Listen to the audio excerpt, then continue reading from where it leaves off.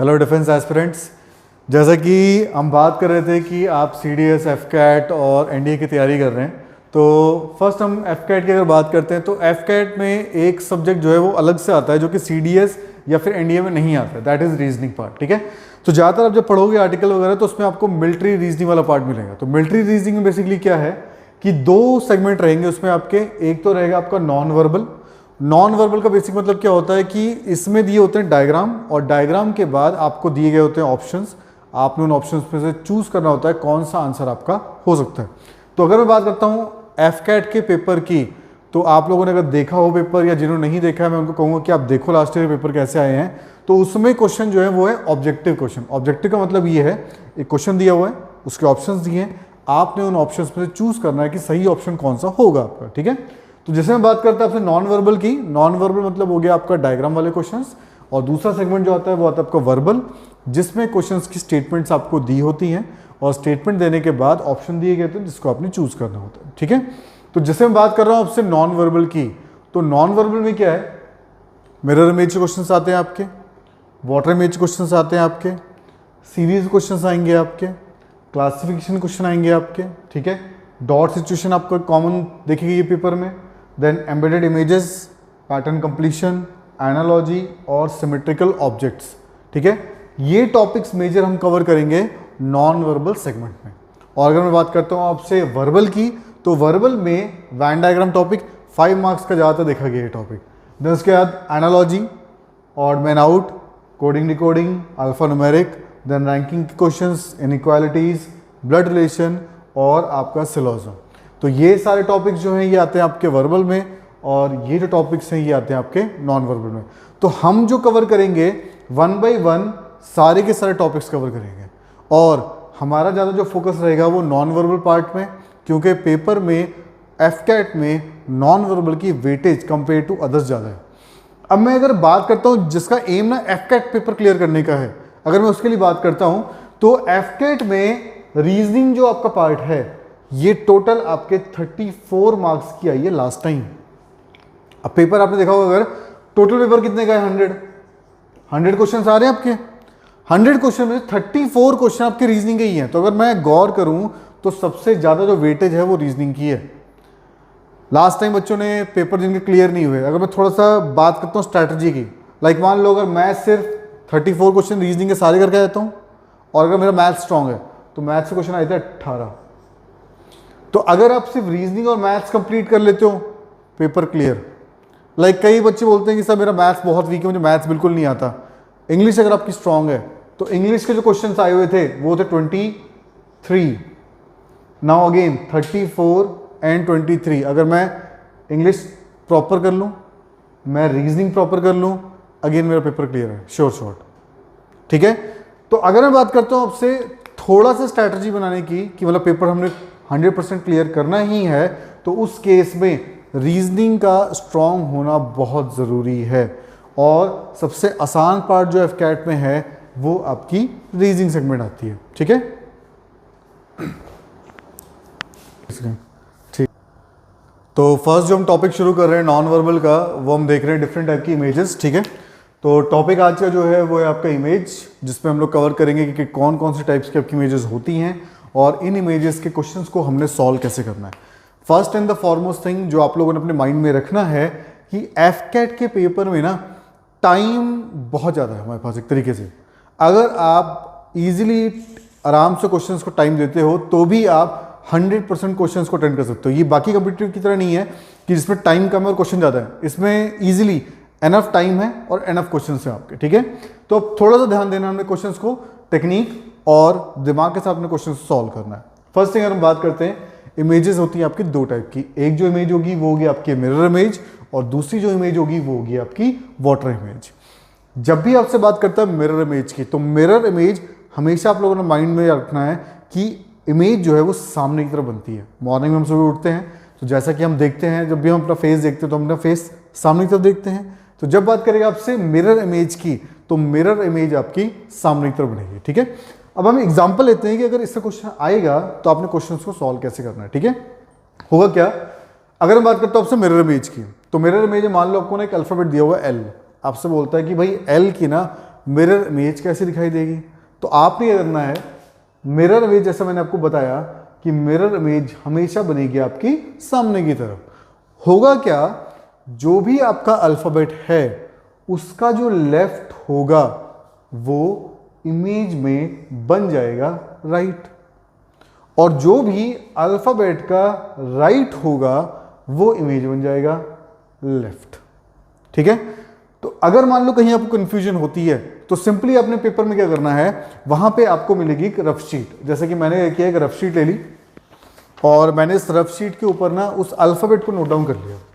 तो मैंने क्या किया, अल्फ़ाबेट को नोट कर लिया अपने हिसाब से। अब जैसे ही मैंने अल्फ़ाबेट को नोट किया, अगर मुझसे बात करेगा मिरर इमेज की, तो मैंने क्या करना है, उस अल्फ़ाबेट को सामने की तरफ मोड़ देना। जो भी इमेज आपकी बनेगी वो बन जाएगी आपकी मिरर इमेज। ठीक है, दोबारा ध्यान देना एक बार, आपने क्या करना है, सिंपली पेपर, अब देखो मैंने समझाने के लिए पूरा पेपर लिया है, आपने वहां पे कॉपी का पूरा पेपर नहीं फाड़ना है, आपने करना है थोड़ा सा पेपर लेना है आपने। ठीक है, तो थोड़ा सा पेपर लेना है आपने, और पेपर लेने के बाद क्या करना है, आपने नोट डाउन किया इमेज को, एल में नोट किया, और उसको नोट करने के बाद आपने उसको सामने की तरफ मोड़ देना है। जो इमेज बनेगी आपकी वो बन जाएगी आपकी मिरर इमेज। ठीक है, तो ध्यान रखना, आपने मिरर इमेज के क्या करना है, आपने नोट करके पेपर को सामने तरफ मोड़ना, जो इमेज बनेगी वो बन जाएगी मिरर इमेज। कई बार क्वेश्चन में पूछता है आपसे कि भाई वाटर इमेज कैसे बनेगी। अब देखो वाटर इमेज की अगर भी बात करता है, कई बार आप लोगों से घर में हुआ भी होगा, अगर मान लो आपके हाथ से पानी गिर गया, और पानी गिरता है कहाँ, नीचे की तरफ, या फिर कहीं आप घूमने गए होगे तो आपने कहीं वाटरफॉल के पास देखा होगा, वाटरफॉल में पानी जहाँ इकट्ठा हो रहा होता है वो पानी कहाँ, नीचे बन रहा होता है। तो जो आपकी इमेज बनती है वो हमेशा बनती है नीचे की तरफ। पानी जब भी आप देखोगे तो इमेज बनेगी नीचे की तरफ। तो होगा क्या, उसमें जो भी अल्फाबेट का टॉप है, यानी कि इमेज कहाँ बनेगी आपकी, बॉटम में, तो जो भी अल्फाबेट का टॉप है वो बन जाएगा आपका बॉटम, और जो भी उसका बॉटम है वो बन जाएगा आपका टॉप।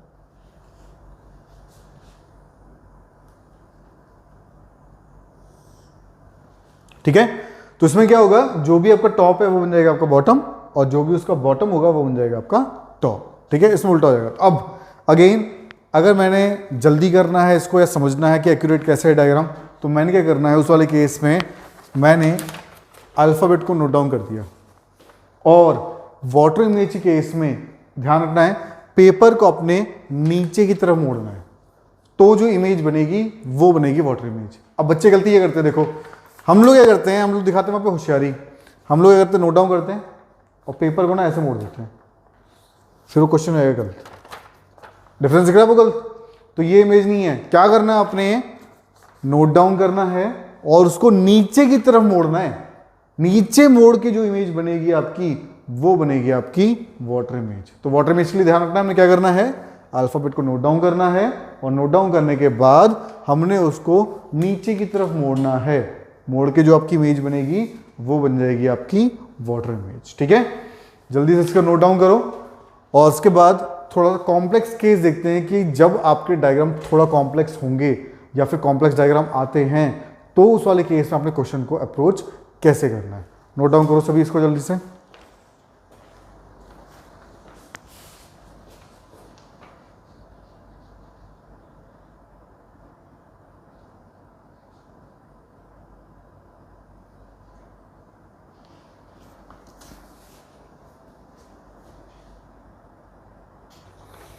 ठीक है, तो अब हम थोड़ा सा कॉम्प्लेक्स डायग्राम देखेंगे कि अगर कॉम्प्लेक्स डायग्राम आते हैं, लाइक मान लो मुझे दे रखा है एक डायग्राम और उसके हम मुझसे पूछता है कि इस डायग्राम का मिरर इमेज कौन सा होगा। ठीक है, और आपको दे रखी है 2 ऑप्शन, पेपर में 4 ऑप्शन होंगी, पर मैं समझाने के लिए आपको 2 डायग्राम दे रखे हैं, ए और बी, और आपने चूज़ करना है इसमें से कौन सा डायग्राम सही मिरर इमेज है आपका। ठीक है, या फिर कई बार आपको डायग्राम दे रखा होगा, आपसे पूछता है कि कौन सा ए और बी ऑप्शन में से सही वाटर इमेज है। तो आप लोगों ने क्या करना है, वहाँ पे थोड़ा जल्दी सॉल्व करने के लिए थोड़ा अगर आप इसको प्रैक्टिस करते हो तो आपको जजमेंट आ जाएगी कि हाँ भाई इस डायग्राम का मिरर इमेज कैसा होगा। इन केस आपको लगता है भाई मैं बहुत ही एक्यूरेसी चाहता हूँ कि मेरा आंसर गलत ना हो, तो उसके लिए आपने क्या करना है, सिंपली मैंने पेपर लिया और उसके ऊपर मैंने उस डायग्राम को ड्रॉ कर दिया। ठीक है, अब से अगर मैं बात करता हूँ आपसे, मैंने क्या किया, इस डायग्राम को ड्रॉ कर दिया। अब मैंने आपको बताया टेक्निक, बात करेगा आपसे मिरर इमेज की, तो हमने क्या करना है, पेपर को सामने की तरफ मोड़ना है। तो आपने करना है 2 मिनट लगाना है, तो जल्दी जल्दी आपने सेम डायग्राम कॉपी करना है और उसके बाद आपने उसको सामने की तरफ मोड़ना है। अब सामने की तरफ मोड़ने के बाद आपने चेक करना है कि इस डायग्राम से कौन सा ऑप्शन मैच कर रहा है। अब देखो मैंने एक चीज़ गौर की, मैंने हाउस को देखा, हाउस का डायग्राम मैच कर रहा है, सेम आ रहा है ये तो ठीक है। फिर मैंने ये किया, कॉर्नर वाला डायग्राम देखा, कॉर्नर वाला डायग्राम भी सेम आ रहा है आपका। फिर मैंने साइड डायग्राम देखा, वो भी सेम आ रहा है आपका। लेकिन जब मैंने बॉटम वाले को गौर किया, बॉटम वाले में फ्लो जो है वो इस तरफ है, लेकिन इस वाले डायग्राम में देखो क्या है, फ्लो इस तरफ आ रहा है। इसका मतलब ए ऑप्शन हमारा आंसर नहीं होगा। इसमें गौर किया मैंने, फ्लो सेम आ रहा है आपका, ठीक है, ऊपर का डायग्राम भी सेम है आपका। इसका मतलब है कि इस क्वेश्चन में ए ऑप्शन आपका आंसर नहीं होगा और बी ऑप्शन आपका आंसर होगा। कई बार अगर आप गौर करते हो कि डायग्राम में बहुत ज़्यादा सिमिलरिटीज़ हैं, तो आपने कुछ बेसिक चीज़ों का ध्यान रखना है। लाइक जैसे कि मैंने आपको फर्स्ट थिंग बताया, डायग्राम में फ्लो किस साइड के डायरेक्शन में डायग्राम का झुकाव है। यहां मैं अगर बात करता हूं आपसे हाउस को, इस केस में छोटा सा आपको एक शेप दिख रहा होगा, वो शेप इस वाले शेप से अलग है, ठीक है। तो ये माइन्यूट चीजें हैं जो आपने ध्यान रखनी है। अब ये कब होंगी, ये इमेज और ये इमेज में देखो ऑलमोस्ट सेम आ रही है आपकी इमेज, पर मिरर इमेज तो चेंज होना चाहिए था उसको। तो इसलिए आपने क्या करना है, वहां पे पेपर के ऊपर हल्का सा नोट डाउन कर लेना है और उसके बाद पेपर को सामने की तरफ टर्न करना है। जो भी इमेज आपकी बनेगी वो बन जाएगी मिरर इमेज, और मिरर इमेज बनने के बाद आपने जल्द से जल्द ऑप्शन में चेक करना है किस ऑप्शन से वो डायग्राम मैच कर रहा है, और वो आपका मोस्ट अप्रोप्रिएट आंसर हो जाएगा, ठीक है। अब हम बात करते हैं वाटर इमेज की। मान लो क्वेश्चन आया, सेम डायग्राम को दिया हुआ है एग्जाम्पल तौर पे, और आपसे पूछता है कि इस डायग्राम का वाटर इमेज क्या होगा। अब देखो अगर मैं बात करता हूँ आपसे डायग्राम की, तो वाटर इमेज के इसमें डायग्राम में मैंने क्या बताया था आपको, पेपर आपने डाउन साइड मोड़ना है, नीचे की तरफ मोड़ना है, ठीक है। तो मैंने ये किया, अगेन सेम डायग्राम कॉपी कर लिया, और जैसे मैंने सेम डायग्राम कॉपी किया मैंने उसको नीचे की तरफ मोड़ दिया। अब नीचे की तरफ मोड़ने के बाद, यानी कि नीचे जब मुड़ के जो बनेगा डायग्राम वो बन जाएगा आपका वाटर इमेज। अब मैंने ये करना है, इन दोनों ऑप्शन से मैच कर लेना है। अब मैंने जब चेक किया, ये वाला हाउस जो है वो इस वाले हाउस से मैच कर रहा है, इसका मतलब है कि अगर वाटर इमेज की बात करता हूं तो बी ऑप्शन मेरा आंसर होगा, ए ऑप्शन मेरा आंसर नहीं होगा। अगेन जो मैंने बताया था बच्चे सिली मिस्टेक करते हैं। अब मान लो आपने वाटर इमेज के डायग्राम नोट किया, लेकिन आपने पेपर को नीचे मोड़ने की जगह पेपर को घुमा दिया, तो क्वेश्चन रॉन्ग हो जाएगा। क्योंकि इस बार अगर मैं गौर करूं, ये वाला डायग्राम इससे मैच कर रहा है, पर हमारा ऑप्शन क्या है, बी वाला है। क्यों बी वाला है, क्योंकि जब आप डायग्राम बनाओगे तो आपने डायग्राम बना के उसको नीचे की तरफ मोड़ना है। नीचे तो मोड़ की जो इमेज बनेगी आपकी, वो बनेगी आपकी वाटर इमेज। तो मोस्ट अप्रोप्रिएट अगर जो आंसर होगा आपका वाटर इमेज के इसमें, वो होगा आपका बी ऑप्शन, ठीक है। ठीक है, तो होमवर्क है आपका, सभी ने होमवर्क ट्राई करना है। ये मैंने आपको कुछ अल्फाबेट्स दिए हुए हैं, आप इनकी प्रैक्टिस अगर करते हो तो बाकी के जो क्वेश्चंस होंगे आपके थोड़े डिफिकल्ट लेवल वाले, उनको सॉल्व करने में आपको आसानी होगी, ठीक है। तो आपने बेसिकली ये करना है, जो भी मैंने आपको अल्फाबेट ये दिए हैं, इनकी आपने मिरर इमेज और वाटर इमेज दोनों ड्रॉ करनी है, ठीक है। अगर मैं बात करता हूँ आपसे फास्ट ड्रॉ करने की, सिंपली देखो टेक्निक क्या है। बेसिकली मैंने क्या किया, पेपर लिया और उनके ऊपर जो अल्फाबेट्स मैंने यहाँ बोर्ड पे लिखे हैं सिंपली मैंने नोट डाउन कर लिया, ठीक है। अब कई बच्चे क्या कर रहे होते हैं ना, वहाँ टाइम वेस्ट कर रहे होते हैं, वो सोच रहे होते हैं बैठ के कि भाई ए अगर मैंने लिखा है तो वो कैसा दिखेगा, मिरर इमेज कैसे लगेगी उसकी, या वाटर इमेज कैसे लगेगी। तो सिंपली मैंने उस चीज़ को टोटली स्ट्राइक आउट कर दिया। मैंने क्या किया, पेन से दबा के ना उन अल्फाबेट्स को नोट डाउन कर लिया बस। अब जल्दी मैंने नोट डाउन किया अल्फाबेट, सिंपल टेक्निक क्या है, मिरर इमेज की बात कर रहा है, अब मैंने मैच कर लिए, जो जो इससे मैच कर रहे होंगे वो जाएंगे मिरर इमेज। और मैंने क्या करना है, जल्दी से नोट डाउन किया, जब मैं इसको डाउन साइड मोड़ा क्या बन गई आपकी वाटर इमेज। वाटर इमेज का मतलब है कि अब जो ऑप्शन इनसे मैच कर रहे होंगे वो जाएंगे आपके वाटर इमेज का आंसर। अब एन और जेड में आपने ध्यान रखना है, बाकी आपने खुद से फाइंड करने, होमवर्क है आप लोगों का, समझा रहा हूं उसमें आपको। एन की अगर बात करता है आपसे, तो एन की जो मिरर इमेज है कॉमनली थोड़ा अलग बनती है, बच्चे गलती करते हैं इसमें, ठीक है। एन जैसे मैंने लिया, एन अगर मैं गौर करता हूं एन पे, तो मैंने क्या किया, n को सामने की तरफ मोड़ दिया। अब जो इमेज बन रही है वो बन जाएगी मेरी मिरर इमेज। ठीक है, बच्चे गलती ये करते हैं, n को ना सेम बना देते हैं। ये डायग्राम अलग है, ध्यान देना सबने। इसमें जो टच पॉइंट है वो बॉटम पे है, इस वाले में जो टच पॉइंट है वो टॉप पे है। डायग्राम अलग है, दोनों ध्यान रखना आपने। ठीक है, अब यही अगर बात करते हैं आपसे वाटर इमेज की n की, तो n के केस में क्या करना है, n लिया, वाटर इमेज की बात करें, मैंने पेपर डाउन साइड मोड़ा। डाउन साइड जब मैंने मोड़ा तो मैंने गौर किया कि n का जो डायग्राम है वो इस टाइप का होगा। तो इसका मतलब n की mirror image and water image similar है। सेम अगर मैं बात करता हूं आपसे z के केस में, तो z के केस में देखो मैं गौर करता हूं, अगेन मैंने क्या किया, पेपर पे z को हाईलाइट कर लिया। अब मैंने z को जब डाउन साइड मोड़ा तो मेरी बन गई वाटर इमेज। इसका मतलब है z की वाटर इमेज कैसे बनेगी आपकी, और अगर मैं बात करता हूं z की मिरर इमेज की, तो z अगर मैं सामने की तरफ मोड़ता हूं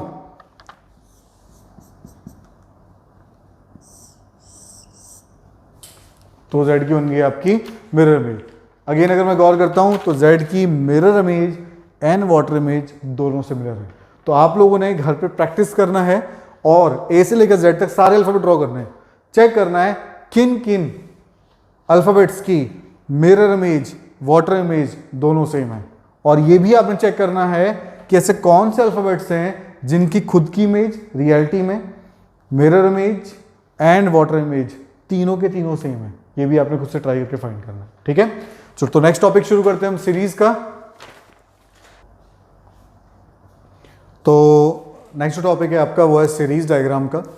सीरीज डायग्राम में क्वेश्चन कैसे आते हैं कि आपको वहां पे दिए होंगे 4 से 5 डायग्राम, 4 से 5 डायग्राम देने के बाद आपसे पूछता है कि अगला डायग्राम कौन सा होगा, और आपको ना कुछ ऑप्शंस दे रखी होंगी, आपने चूज करना है उस ऑप्शन में से कौन सा ऑप्शन आपका सही आंसर होगा। ठीक है, तो अब मैं अगर बात करता हूँ सीरीज डायग्राम से पहले, तो सीरीज डायग्राम में होगा क्या कि कुछ ना आपको ऑब्जेक्ट दे रखे होंगे, वहां पे से 10 से 12 ऑब्जेक्ट दे रखे होंगे। जब हम बेटर क्वेश्चन देखेंगे तो उस वाले केस में, अभी मैं बेसिकली आपको समझा रहा हूँ कॉन्सेप्ट क्या है इसके पीछे। ठीक है, तो जो भी आपको बॉक्सेस दे रखे होंगे उस बॉक्स को अगर आप थोड़ा जूम करके यानी बड़ा करके देखते हैं तो उस वाले केस में उसमें बनते हैं टोटल 16 स्टेप। 16 स्टेप कैसे, देखो अब अगर मान लो ऑब्जेक्ट ना यहां पे आ रहा है कहीं, इसका मतलब इस कॉर्नर को हमने नंबर दे दिया 1। ठीक है, ऑब्जेक्ट बाहर नहीं होगा, ऑब्जेक्ट अंदर ही होगा आपका। ठीक है, कहां पे होगा, जहां मैंने डॉट ड्रॉ किया है, अगर ऑब्जेक्ट वहां पे आता है इसका मतलब वो किस नंबर पे, आपका 1 नंबर पे। मान लो ऑब्जेक्ट आ गया इस कॉर्नर पे, यहां पे किस नंबर पे हो जाएगा वो आपका 2 पे। सिमिलरली अगर मान लो ऑब्जेक्ट इस कॉर्नर पे आ गया वो हो जाएगा 3 पे। अगर ऑब्जेक्ट आपका यहाँ पे आता है तो वो हो जाएगा 4 पे। अगर ऑब्जेक्ट आपका यहाँ पे आता है इसका मतलब वो हो गया आपका 5 पे। एंड अगर मैं सो ऑन आगे बढ़ता हूँ तो ये पॉइंट हो गया आपका 6, ये पॉइंट हो गया आपका 7 और ये पॉइंट हो गया आपका 8। ठीक है, तो अगर ऑब्जेक्ट इन जगहों पे आते हैं इसका मतलब वो ये नंबर्स फॉलो करेंगे। इन केस ऑब्जेक्ट मान लो आपका यहाँ पे आता है तो यानी कि वो हो जाएगा आपका 1। अगर ऑब्जेक्ट आपका यहाँ पे आता है इसका मतलब वो हो गया 2। ऑब्जेक्ट यहाँ पे आ रहा है 3, यहाँ आ गया 4, यहाँ पे आ गया 5 एंड सिमिलरली अगर यहाँ पे आता है 6, 7 और 8। तो एक्सटर्नल जो स्टेप्स हैं वो है आपके 8, इंटरनल स्टेप्स जो है वो है आपके 8। तो 8 + 8 कितना हो गया 16, यानी कि टोटल एक बॉक्स में जो स्टेप बनते हैं वो बनते हैं 16। अब मैंने इसी चीज को ना यहाँ पे अप्लाई करने की कोशिश की। अब मैंने ये किया, मान लो इससे अगर ये लाइन नहीं है, समझाने के लिए मैं अलग कर देता हूँ इसको। सिंगल बॉक्स, अब मैंने सिंगल बॉक्स में देखा कि यहाँ पे ना 2 ऑब्जेक्ट हैं। यहाँ पे 2 ऑब्जेक्ट का मतलब ये है, एक तो है डॉट और एक है इक्वल। तो पहले मेरी कोशिश ये रहेगी कि मैंने डॉट का पाथ चेक कर, पाथ मतलब कि किस स्टेप्स को कैसे कैसे वो स्टेप को फॉलो कर रहा है ताकि अगला आंसर में वो कहाँ जाना चाहिए ताकि हम उसको फाइंड कर सकें। ठीक है, तो मैंने ये किया, इस बॉक्स में चेक किया कि डॉट कहाँ पे आ रहा है। अब मैंने जब चेक किया इस बॉक्स में तो डॉट इस कॉर्नर पे आ रहा है। अब जब मैंने इस बॉक्स को बड़े वाले बॉक्स से कंपेयर किया, ये कॉर्नर, ये कॉर्नर, इस कॉर्नर को हमने नंबरिंग क्या दी हुई है 1, इसका मतलब है जो ऑब्जेक्ट है इस वाले बॉक्स में वो है आपका 1 पे, ठीक है। अब मैं अगर लाइन ज्वाइन करता हूं, मान लो इस बॉक्स कंप्लीट करते हैं। अब हम आते हैं अगर सेकंड बॉक्स में, अब मैं इसकी बात कर रहा हूं, ठीक है। सेकंड बॉक्स में मैंने चेक किया डॉट कहां पे चला गया है, तो डॉट इस कॉर्नर से हटके इधर आ गया वो। अब इस कॉर्नर को नंबर क्या दिया हमने, देखो जब मैंने इस कॉर्नर में चेक किया तो इस कॉर्नर का नंबर क्या दिया 3, ठीक है। 1 से 3 आ गया आपका। अब 1 से 3 का मतलब क्या है कि मैंने कितने स्टेप मूव किए हैं, मैंने मूव किए हैं 1 2 स्टेप, तो मैंने यहां पे नोट डाउन कर लिया स्टेप कितने मूव किए हमने 2। सेकेंड चीज जो मैंने गौर करनी है कि ये 2 स्टेप हमने क्लॉकवाइज घूमे हैं या एंटी क्लॉकवाइज घूमे हैं। अब मैं अगर गौर करता हूं, देखो घड़ी के हिसाब से जा रहा हूं मैं एक तरीके से, तो घड़ी के हिसाब से अगर हम जाएंगे तो क्या बोलेंगे उसको क्लॉकवाइज, तो इसका मतलब है कि मैंने मूव किया है 2 स्टेप क्लॉकवाइज। अब मैं गया अगले वाले बॉक्स में, अगले बॉक्स में चेक किया मैंने, जब मैं इस वाले बॉक्स में आया तो मैंने गौर किया ऑब्जेक्ट जो है वो उस कॉर्नर पे आ गया नीचे की तरफ, ठीक है। और जो नीचे वाला कॉर्नर उसका नंबर क्या दिया हमने 5, पहले कहां पे था 3 से पहुंचा 5, कितने स्टेप मूव किए उसने 4 5, 2 स्टेप मूव किए। मैंने यहां पे नोट डाउन कर दिया 2 स्टेप, और अगेन क्लॉकवाइज डायरेक्शन में है, मैंने यहां नोट डाउन कर लिया 2 स्टेप क्लॉकवाइज। अब मैं पहुंचा और अगले बॉक्स में, इस वाले बॉक्स में जब मैंने गौर किया तो इस वाले बॉक्स में वो इस कॉर्नर पे आ गए डॉट, और इस कॉर्नर का नंबर क्या दिया हुआ आपने 7। इसका मतलब है कि 5 से वो 7 पहुंचा, अगेन उसने 6 और 7 2 स्टेप घुमा वो, और अगेन ये क्या है आपका क्लॉकवाइज डायरेक्शन में है, तो इसका मतलब 2 स्टेप क्लॉकवाइज। अब मैंने ना यहां से थोड़ा ट्रैक डॉट का क्रैक कर लिया। कैसे क्रैक किया मैंने गौर किया +2 क्लॉकवाइज, +2 क्लॉकवाइज, +2 क्लॉकवाइज। इसका मतलब ये है कि डॉट जब यहां से आगे जाएगा तो अगेन वो 2 स्टेप क्लॉकवाइज मूव करेगा।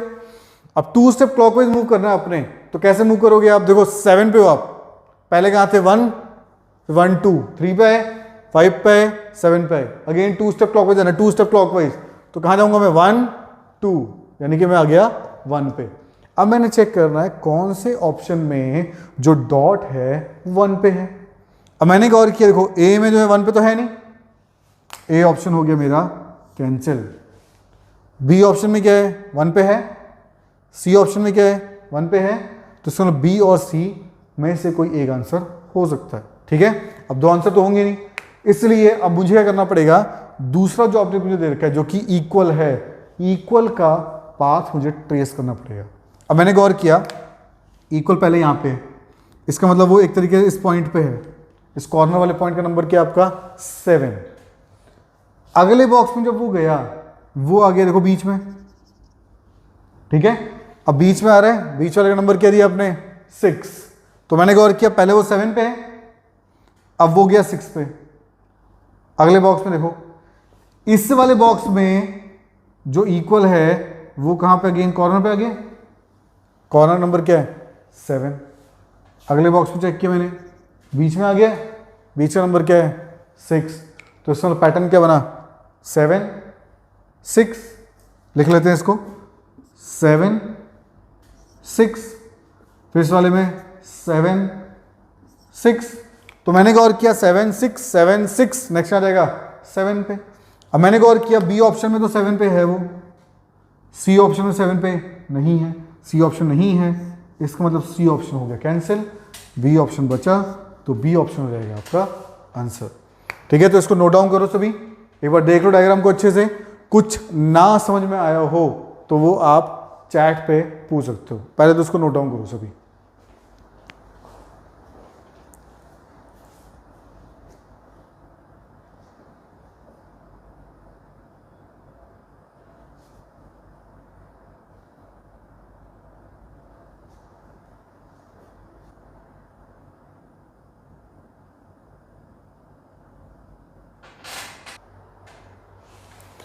ठीक है, तो जैसा कि हमने डायग्राम में गौर किया था पिछले डायग्राम में जब हमने क्वेश्चन को सॉल्व किया, तो मैंने ना वहां से 2 मेजर स्टेप को एक्सट्रैक्ट किया।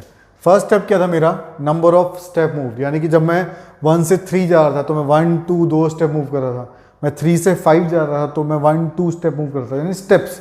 तो मैंने गौर किया कि मैंने क्वेश्चन को जब सॉल्व करना है कितने नंबर ऑफ स्टेप में मूव कर रहा हूं। और सेकेंड चीज जो मैंने गौर की वहां पे, क्लॉकवाइज और एंटी क्लॉकवाइज, मैं क्लॉकवाइज डायरेक्शन मूव कर रहा था या फिर मैं एंटी क्लॉकवाइज डायरेक्शन मूव कर रहा था। तो अपने डायरेक्शन का ध्यान भी रखना है, क्लॉकवाइज या एंटी क्लॉकवाइज, और नंबर ऑफ स्टेप कितने मूव किए। ठीक है, अगला केस देखते हैं कि और कौन से स्टेप आपके हो सकते हैं। कई बार जो क्वेश्चंस आते हैं वो आते हैं आपके लीफ फॉर्म में, तो लीफ फॉर्म को अपने सॉल्व कैसे करना है देखो। अब अगर आपसे बात करता है एक फुल लीफ की, जैसे मैंने गौर किया, अब मुझे ना ये पूरी लीफ बनी हुई दिख रही है, तो मैंने कैसे काउंट करना है, 2 लाइन्स। 2 लाइन्स का मतलब क्या है, एक तो ये लाइन हो गई और दूसरी तरफ ये लाइन हो गई। ठीक है, अगर मुझे कहीं पे दिखाई देती है हाफ लीफ तो मैंने उसे काउंट करना है 1 लाइन। इसका मतलब क्या है कि जब बात करेगा आपसे लीव्स की तो उस केस में आपने नंबर ऑफ लाइंस का ध्यान रखना है। ठीक है, तो मैंने क्या किया, गौर किया फर्स्ट पैटर्न में। फर्स्ट पैटर्न मैंने काउंट किया, मुझे यहाँ पे दिखाई दी 1 लीफ, हाफ लीफ। ठीक है, तो मैंने काउंट करी 1 लाइन। अगले बॉक्स में गया मैं, यहाँ मैंने काउंट किया 1 2 3, 1 से 3 हो गई, कितनी लीफ आपकी ऐड हो गई, 2 लीफ आपकी ऐड हो गई।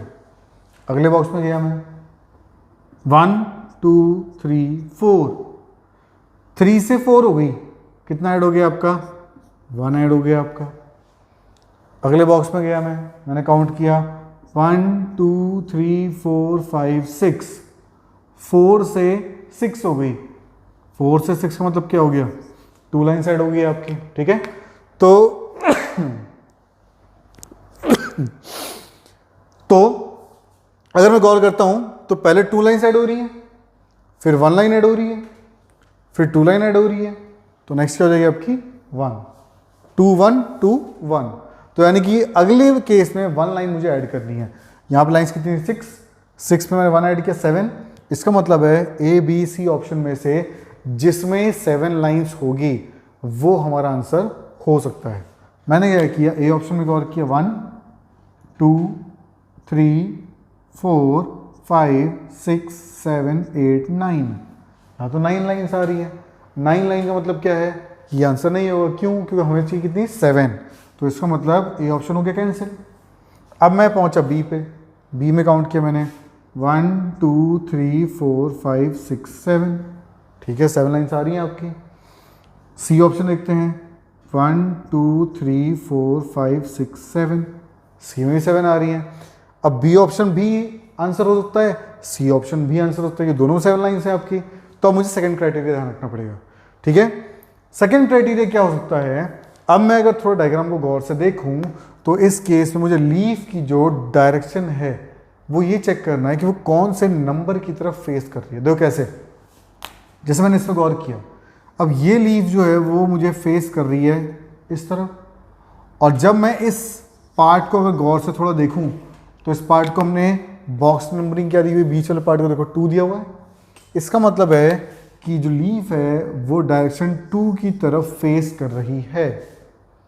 फिर मैं पहुंचा अगले बॉक्स में, अब मैंने कहा थोड़ा सा बेंड हो गई, बैंक हो गई है, बैंक यानी झुक गई है, तो झुक के कहाँ पे आ गई है, वो इस पॉइंट पे आ गई है। इस पॉइंट का नंबरिंग क्या दिया हुआ आपने, देखो इस पॉइंट का नंबर क्या दिया आपने 1। इसका मतलब है कि अब ऑब्जेक्ट आ गया 1 पे। यहां से वो अगले बॉक्स में गया, अगले बॉक्स में मैंने गौर किया ये फेस कर रहा है इस जगह पे, इस नंबर को आपने क्या दिया हुआ है 8। इस वाले बॉक्स में वो गया और बेंड हो गई है, वो इस पॉइंट पर आ गई है, इस पॉइंट का नंबर क्या दिया आपने 7। तो मैंने गौर किया 2 फिर 1 फिर 8 फिर 7, 2 1 8 7, नेक्स्ट कहाँ जाएगी वो 6 की तरफ। तो मैंने गौर करना है बी और सी में से कौन सा ऐसा ऑप्शन है जिसमें जो लीफ है वो 6 की तरफ फेस कर रही है। अब मैंने गौर किया इस वाले केस में, देखो जो डायग्राम है वो फेस कर रहा है 6 की तरफ, इस वाले केस में जो डायग्राम है वो फेस कर रहा है 5 की तरफ। तो मैंने गौर किया था पिछले में 2 1 8 7, तो नेक्स्ट कहाँ जाएगी वो 6 की तरफ। 6 वाला ऑप्शन कौन सा है? बी वाला। इसका मतलब बी वाला ऑप्शन मेरा आंसर हो जाएगा और सी वाला ऑप्शन जो है आपका कैंसिल हो जाएगा। तो आंसर जो होगा वो होगा हमारा बी। तो ध्यान रखना है हमने फर्स्ट थिंग, पहली चीज जो मेरे को यहाँ पे मेजर मैंने क्रक्स डिराइव किया वो नंबर ऑफ लाइंस। सेकेंड जो मैंने क्रक्स यहां पे डिराइव किया डायरेक्शन और एंगल। ठीक है, तो ध्यान रखना आपने जब बात करेगा आपसे डायरेक्शन और एंगल की तो लीफ की डायरेक्शन चेक करनी, कौन सी डायरेक्शन मूव कर रही है। अच्छा, कई बार ना बच्चे मुझसे भी पूछते हैं डाउट्स कि सर इस वाले केस में देखो यहां पे तो 2 लीफ आ रही है। ठीक है, अब देखो अगर मैं थोड़ा सा डेप्थ में इसको सोचूं,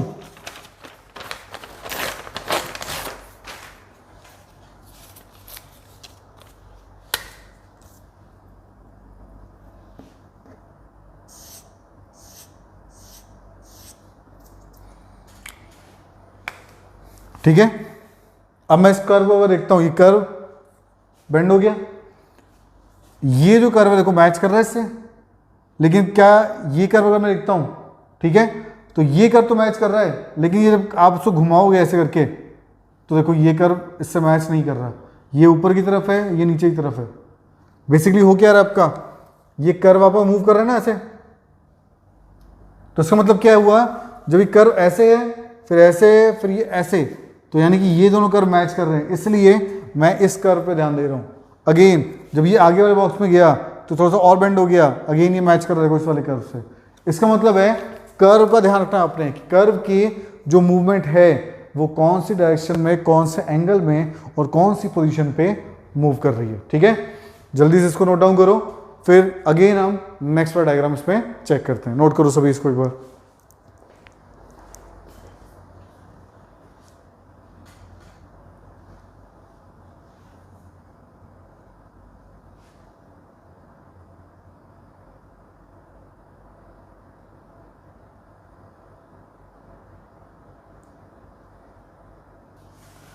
ठीक है, तो नेक्स्ट जो हम डायग्राम देख रहे हैं, ठीक है, जो पैटर्न एक और बनता है आपका वो ये वाला पैटर्न बनता है। तो बेसिकली 3 पैटर्न आप लोगों ने याद रखना है। एक फर्स्ट वाला पैटर्न हो गया आपका जिसमें आपने नंबर ऑफ स्टेप्स देखे, सेकंड वाले में आपने नंबर ऑफ लाइंस, ठीक है, एंगल्स, डायरेक्शन वाले केस देखे।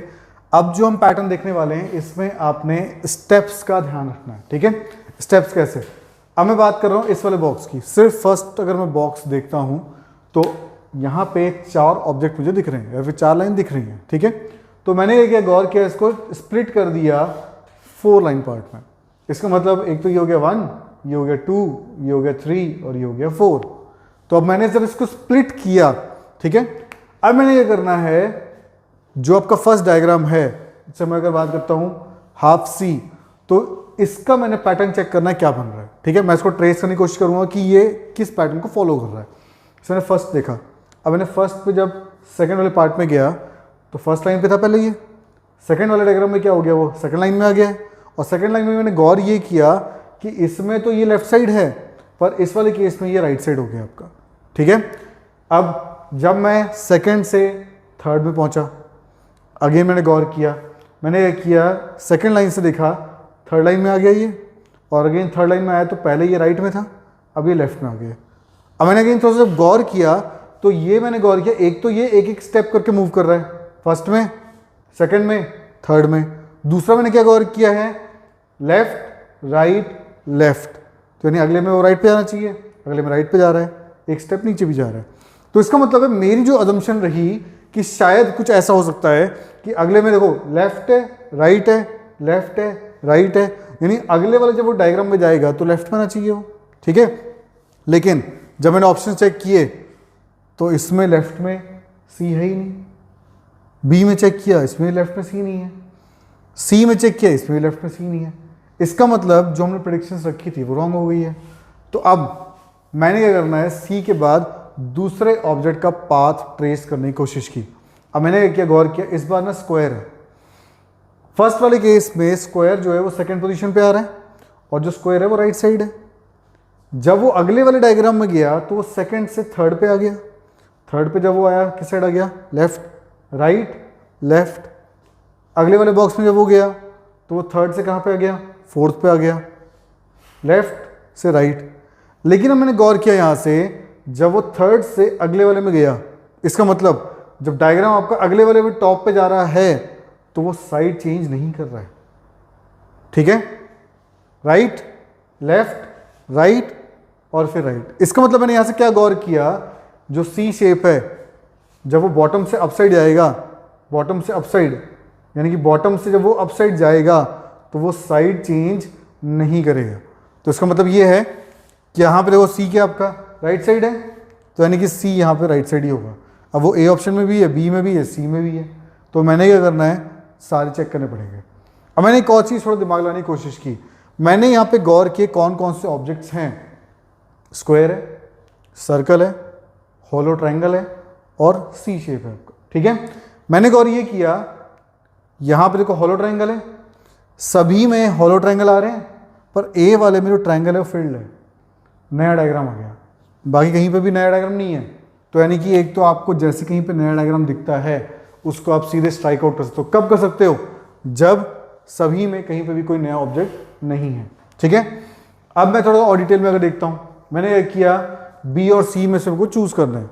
मैंने ट्रैक किया था, फर्स्ट मैंने देखा यहाँ पे स्क्वायर, सेकेंड, थर्ड, फोर्थ, उसके टॉप पे आ गया। अब इसका मतलब टॉप पे 1 पे है, इसका मतलब अगले बॉक्स में कहाँ जाएगा वो 2 पे। और साइड अगेन यहाँ पे देखो क्या आपका साइड पर राइट है, लेफ्ट है, राइट है, तो अगले में क्या हो गया राइट, अगले में क्या जाना चाहिए वो लेफ्ट में। मैंने चेक किया, देखो बी ऑप्शन में नहीं है, सी ऑप्शन में है, सी ऑप्शन में है, इसका मतलब सी ऑप्शन हो गया आपका आंसर, बी ऑप्शन हो गया यहाँ से कैंसिल। तो इस टाइप से आप इन क्वेश्चंस को सॉल्व कर सकते हो।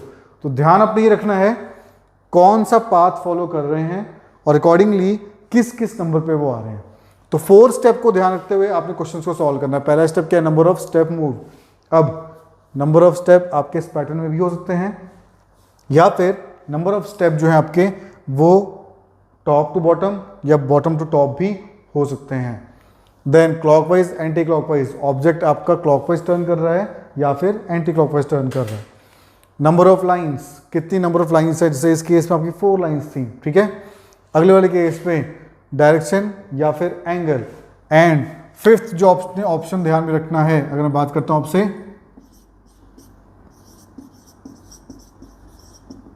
ऑब्जेक्ट्स, कि आपको कौन कौन से ऑब्जेक्ट्स दे रखे हैं और जैसे ही कोई न्यू ऑब्जेक्ट इंट्रोड्यूस होता है आपने उस वाले केस में उसको फॉलो नहीं करना, सीधे स्ट्राइट आउट होगा वो आपका। ठीक है, तो इस बेस पे आपने सीरीज वाले क्वेश्चंस की प्रैक्टिस करनी है।